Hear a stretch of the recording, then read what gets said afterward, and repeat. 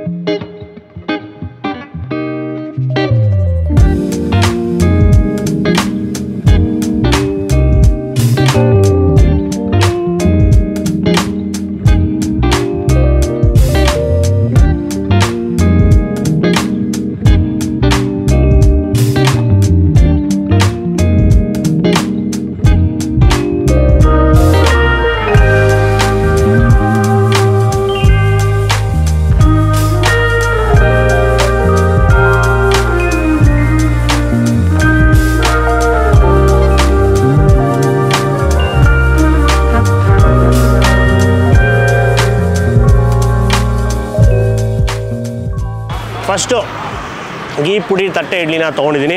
So single idli, ಇನ್ನೊಂದು next, ಆಮೇಲೆ ಒಂದೊಂದೇ ಹಂಗೆ ಬಿಲ್ಡಪ್ ಮಾಡ್ಕೊಂಡು ಹೋಗೋಣ. ಇದಕ್ಕೆ 3 ಥರ ಚಟ್ನಿ, ಇಲ್ಲಿ 3 ಥರ ಚಟ್ನಿ ಇರುತ್ತೆ. ನೀವು ಯಾವ್ದು ಬೇಕಾದ್ರೆ ಹಾಕ್ಸ್ಕೊಂಡು, ನಾನು 3 ಹಾಕ್ಸ್ಕೊಂಡಿದ್ದೀನಿ. ಮೊದಲನೇದೊಂದು ಗ್ರೀನ್ ಚಟ್ನಿ, ಆಮೇಲೆ ಇನ್ನೊಂದು ಕಳೆಕಾಯಿ ಚಟ್ನಿ, ಆಮೇಲೆ ಇನ್ನೊಂದು ಟೊಮೆಟೊ ಚಟ್ನಿ. 3 ಥರ ಚಟ್ನಿ ಇದೆ. ಟೇಸ್ಟ್ ಮಾಡೋಣ. ಫಸ್ಟು ಹಾಗೆ ತಿನ್ಬಿಡೋಣ. ಪುಡಿದು ಟೇಸ್ಟ್ ಮಾಡಬೇಕು, ಅದಕ್ಕೋಸ್ಕರ ತುಪ್ಪ ಮೇಲ್ಗಡೆ ಯಥೇಚ್ಛವಾಗಿ ಹಾಕಿದ್ದಾರೆ. ಅದನ್ನು ನೀಟಾಗಿ ರಬ್ ಮಾಡಿ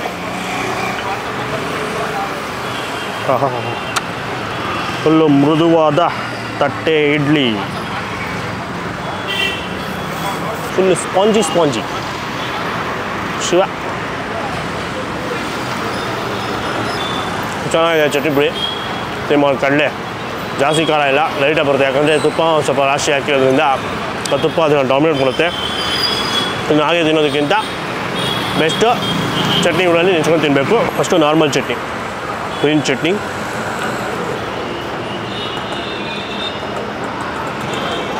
ಈಗ ಅದೊಂಥರ ಕಿಕ್ಕು, ಹಸಿಮೆಣ್ಸಿನ್ಕಾಯಿ ಖಾರ, ಪುದೀನ ಫ್ಲೇವರು ಅದೆಲ್ಲನೂ ಈ ಚಟ್ನಿ ಜೊತೆ. ಆಮೇಲೆ ಇದ್ರದ್ದು ಆ ಲೈಟಾಗಿ ಉಪ್ಪು, ಹುಳಿ, ಖಾರ ಪುಡಿಯಿಂದ ಆ್ಯಡ್ ಆಗುತ್ತೆ. ಮಧ್ಯದಲ್ಲಿರೋದು ಕಡಲೆಕಾಯಿ ಚಟ್ನಿ ಅನಿಸುತ್ತೆ. ಟ್ರೈ ಮಾಡೋಣ. ಅದರಲ್ಲೂ ಕಲರ್ ಡಿಫ್ರೆನ್ಸ್ ಕಾಣಿಸ್ತಾ ಇರ್ಬೋದು. ಟೊಮೆಟೊ ಇದೊಂದು ಕಲರು, ಲೈಟ್ ಕಲರು, ಇದೊಂದು ಕಲರು, 3 ಥರ.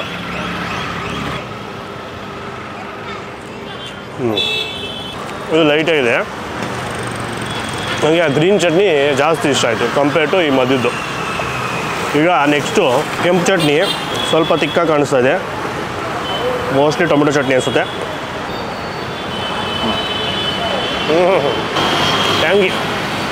ಟ್ಯಾಂಗಿ ಚಟ್ನಿ, ಸ್ವಲ್ಪ ಹುಳಿ. ಸೊ ಈ ಹುಳಿಯಾಗಿ ತಿಂತೀರಾ ಅಂದರೆ ಅದನ್ನು ಟ್ರೈ ಮಾಡ್ಬೋದು. ಬಟ್ ಗ್ರೀನ್ ಚಟ್ನಿ ಸಾಕಾಗಿದೆ. ನಾನು ಹೇಳೋದು ಅದಲ್ಲೇ ಟ್ರೈ ಮಾಡಿ ಅಂತ. ಈಗ ಇದು ನಾರ್ಮಲ್ಲು ಪುಡಿ ಇಡ್ಲಿ. ಇದು ಬಿಟ್ಟು ಪುಡಿ ಬೇಡ ಅಂದರೆ ನಾರ್ಮಲ್ ಪ್ಲೇನ್ ತಟ್ಟೆ ಇಡ್ಲಿ ಸಿಗುತ್ತೆ. ಅದ್ಮೇಲೆ ಬೆಣ್ಣೆ ಹಾಕಿ ಅದು ಕೂಡ ಸಿಗುತ್ತೆ, ತುಪ್ಪದ ಸಿಗುತ್ತೆ.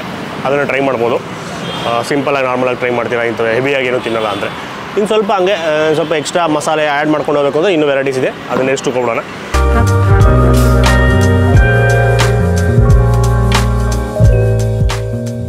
ಈಗ ನೆಕ್ಸ್ಟ್ ಬಂದು ಗಾರ್ಲಿಕ್ ಗೀ ಪುಡಿ ಬಟನ್ ಇಡ್ಲಿನ ತರಿಸಿದ್ದೀವಿ. ಸೊ ಟೇಸ್ಟ್ ಮಾಡೋಣ. ಬೆಳ್ಳುಳ್ಳಿ ಇಡ್ಲಿ.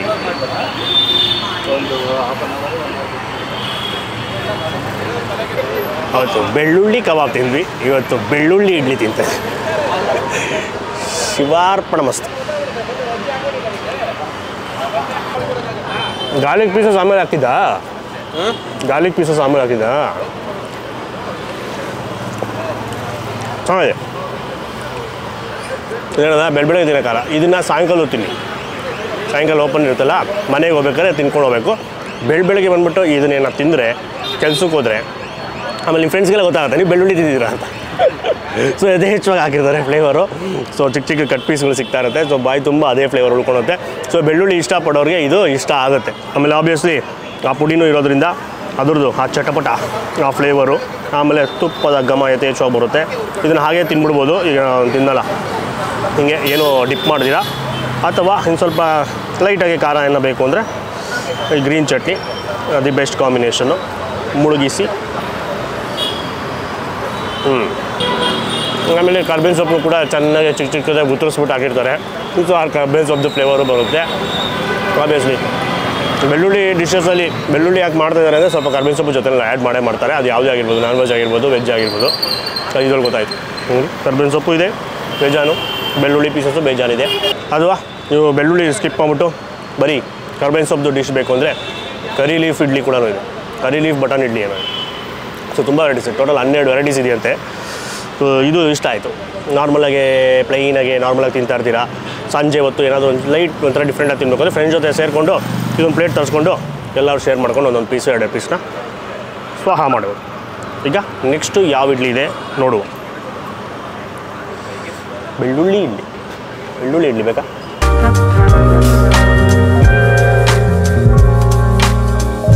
ನೆಕ್ಸ್ಟು ತಟ್ಟೆ ಇಡ್ಲಿ ಗೀ ರೋಸ್ಟ್ನ ತರಿಸಿದ್ದೀವಿ. ಸೊ ಇಡ್ಲಿನಲ್ಲಿ ghee roast first time try ಮಾಡ್ತಾ ಇರೋದು. ಇದರಲ್ಲಿ ಏನಾದರೆ ಕಾಂಬೋ ಥರ ಬರುತ್ತೆ. 2 ಪುಡಿನ ಮಿಕ್ಸ್ ಮಾಡಿರ್ತಾರೆ ತಟ್ಟೆನಲ್ಲಿ. ಸೊ ಈ ಕಡೆ ಕರಿ ಲೀಫ್ ಪುಡಿ ಹಾಕಿದ್ದಾರೆ. ಸೊ ಈ ಕಡೆ ಬಂದ್ಬಿಟ್ಟು ಗಾರ್ಲಿಕ್ ಪುಡಿನ ಹಾಕಿರ್ತಾರೆ. ಟೇಸ್ಟ್ ಮಾಡುವ. ಓಹೋ, ಬಿಸಿ ಆದ ಇಡ್ಲಿ. ಮೇಲ್ಗಡೆ ಒಂದು ಲೇಯರು ಸ್ವಲ್ಪ ಹಾರ್ಡಾಗಿರುತ್ತೆ, ಯಾಕಂದರೆ ಫಸ್ಟು ತವ ಮೇಲೆ ಹಾಕ್ಬಿಟ್ಟು ಸುಟ್ಟಿರ್ತಾರೆ ಇಡ್ಲಿನ.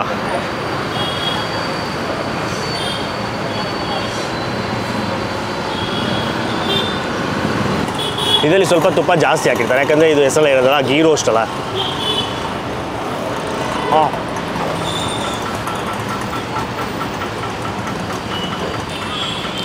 ಅವಲೇ ತಿಂದ್ವಲ್ಲ, ಅವಲೇ ತಿಂದಿದ್ದು ಬಂದ್ಬಿಟ್ಟು ಗೀ ಸ್ವಲ್ಪ ಹಾಕಿದ್ರು, ಬಟ್ ಗಾರ್ಲಿಕ್ದು ತಿಂದಿದ್ದು.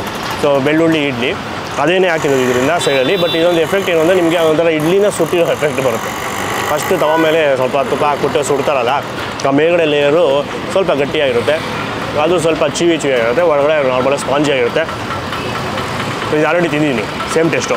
ಪಕ್ಕದಲ್ಲಿ ಬಂದು ಇವಾಗ ಕರಿ ಲೀಫು ಅರ್ಧ, ಕರಿಬೇವು ಸೊಪ್ಪಿನ ಇಡ್ಲಿ. ಆಹಾ, ಸ್ವಲ್ಪ ಜಾಸ್ತಿ ಬಿಸಿ ಇರುತ್ತೆ.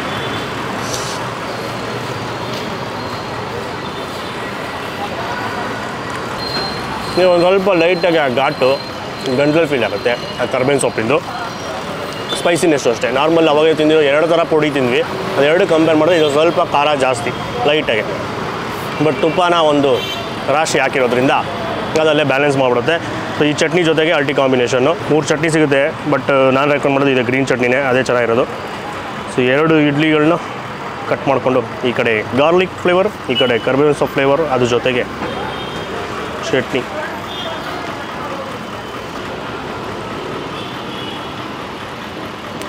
ಆಹಾ,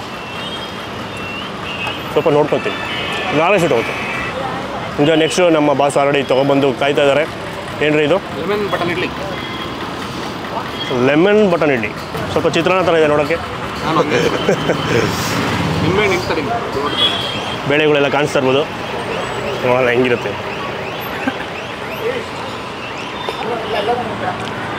ಚಿತ್ರಾನ್ನ ತಿಂದಂಗೆ ಅನಿಸ್ತು, ಲೈಟಾಗಿ ನಿಂಬೆಹಣ್ಣು ಹುಳಿ ಯಥೇಚ್ಛವಾಗಿ ಬರುತ್ತೆ. ಕರ್ಬೇವಿನ ಸೊಪ್ಪು, ಆಮೇಲೆ ಕಡಲೆ ಎಲ್ಲ ಹಾಕಿರೋದು ಕಟುಮ್ ಅಂತ ಲೈಟಾಗಿ ಒಗ್ಗರಣೆ, ಸೇಮ್ ಚಿತ್ರಾನ್ನ ತಿಂದಂಗೆ ಅನಿಸುತ್ತೆ. ಸೊ ಈ ಹುಳಿಯಾಗಿ ತಿನ್ನೋರು, ಇಷ್ಟಪಡೋರು ಇದನ್ನು ಟ್ರೈ ಮಾಡ್ಬೋದು. ಬಟ್ ನಾವು ಜಾಸ್ತಿ ಹುಳಿ ತಿನ್ನೋದಿಲ್ಲ, ಅದಕ್ಕೋಸ್ಕರ ಅದನ್ನು ಸ್ವಲ್ಪ ಡೈಲ್ಯೂಟ್ ಮಾಡಿ ಈಗ ಬ್ಯಾಲೆನ್ಸ್ ಆಗೋದು. ಇಡ್ಲಿನಲ್ಲಿ ಚಿತ್ರಾನ್ನ ಫ್ಲೇವರ್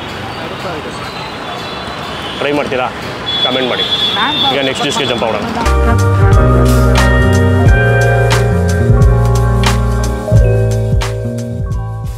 ಸೊ ಫೈನಲಾಗೆ ಒಂದು ದೋಸೆನ ತರಿಸಿದ್ವಿ. ದೋಸೆಯಲ್ಲೂ ಬೇಜಾನು ವೆರೈಟೀಸ್ ಇದೆ. ನಾವು ಬೆಣ್ಣೆ ಮಸಾಲೆ ದೋಸೆನ ತರಿಸಿದ್ದೀವಿ. ಟೇಸ್ಟ್ ಮಾಡುವ ಮಧ್ಯದಲ್ಲಿ ಮುರಿಯುವ ತೆಳುವಾದ ದೋಸೆ. ಮಸಾಲೆನ ಫುಲ್ಲು ಬಳಿದು ಬಿಟ್ಟಿದ್ದಾರೆ. ಓಪನ್ ಮಾಡಿ ತೋರಿಸ್ತೀನಿ ಬೇಕಾರೆ. ಹಿಂಗೆ ಕಲರೇ ಚೇಂಜ್ ಆಗ್ಬಿಟ್ಟಿದೆ ದೋಸೆದು, ಫುಲ್ಲು ಕೆಂಪು ಕಲರು. ಟೇಸ್ಟ್ ಮಾಡುವ, ಹಾಗೆ ತಿನ್ನುವ. ಫಸ್ಟು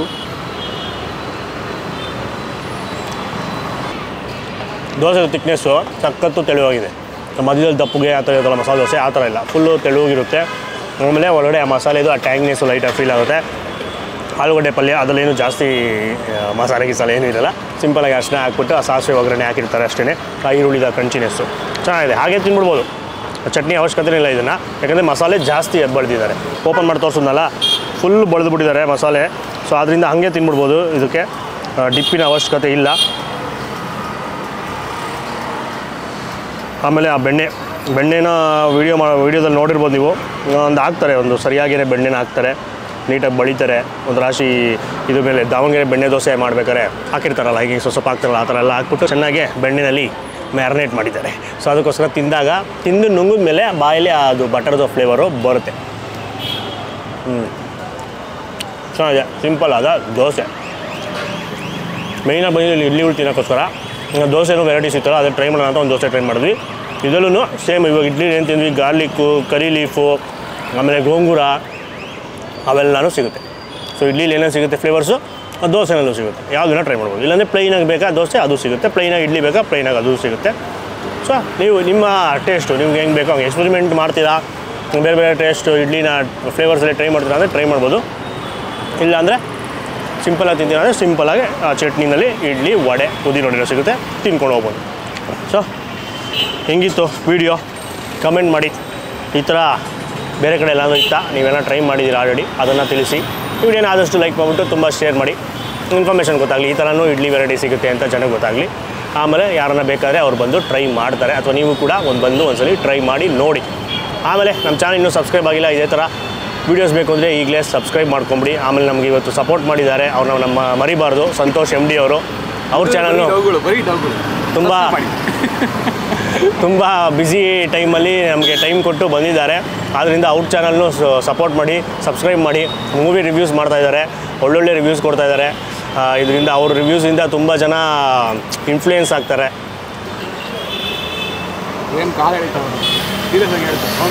ಸೀರಿಯಸ್ ಆಗಿ ಹೇಳ್ತಾ ಇದ್ದೀನಿ, ಸಪೋರ್ಟ್ ಮಾಡಿ, ಸಬ್ಸ್ಕ್ರೈಬ್ ಮಾಡಿ. ನೋಡಿ ಇದನ್ನೆಲ್ಲ ಮಾಡಿದ್ರೆ ಅನ್ಸಬ್ಸ್ಕ್ರೈಬ್ ಮಾಡಿ. ನಾವು ಸಪೋರ್ಟ್ ಮಾಡ್ತಾಯಿದ್ದೀವಿ, ಅದರಿಂದ ಸಬ್ಸ್ಕ್ರೈಬ್ ಮಾಡಿ, ನಮ್ಮ ಚಾನಲ್ ಸಬ್ಸ್ಕ್ರೈಬ್ ಮಾಡಿ. ನಮಸ್ಕಾರ.